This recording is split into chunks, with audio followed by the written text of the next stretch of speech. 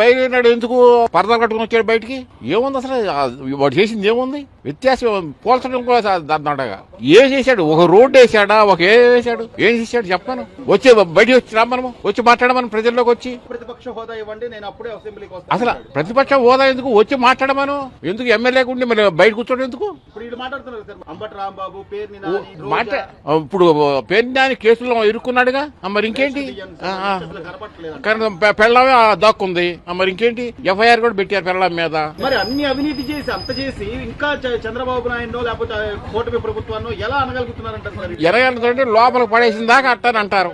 అప్పటికి ఇప్పటికి కొంత మార్పు ఉందంటారు. మార్పు అంటే బోల్డ్ మార్పు ఉంది. 99% మార్పు ఉంది. చంద్రబాబు వలన అవందంటూ లేదు, మొత్తం చేస్తాడు. ఈ రోడ్డు చూడండి ఎట్టేసాడు 6 నెలల్లోనే. ఇప్పుడు రోడ్డు వేసుకుంటూ వెళ్తున్నారు కదా, ఎక్కడ రోడ్లు. సో గతానికి ఇప్పటికైతే చాలా తేడా ఉందంటారు. 99% తేడా ఉందండి.